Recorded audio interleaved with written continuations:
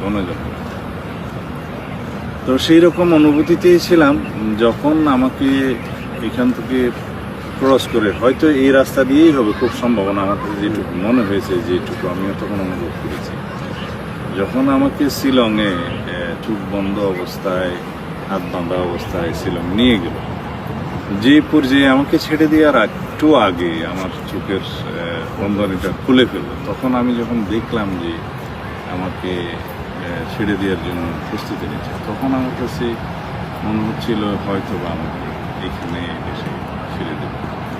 তখন যে জায়গায় ছেড়ে দিল, তখন আমি পুলিশকে, লোকজন যারা পথচারী ছিল, পথভ্রমণকারী ছিল, তাদের মাধ্যমে যখন পুলিশকে খবর দিলাম, যখন পুলিশ নিয়ে গেল, তখনই আমার কাছে মনে হলো যে আমি হয়তো বেঁচে আছি। তারপরে যখন আমাকে মেন্টাল হসপিটালে নিয়ে গেল, তখন আমার কাছে মনে হলো হয়তো এখানে পাগলের মতো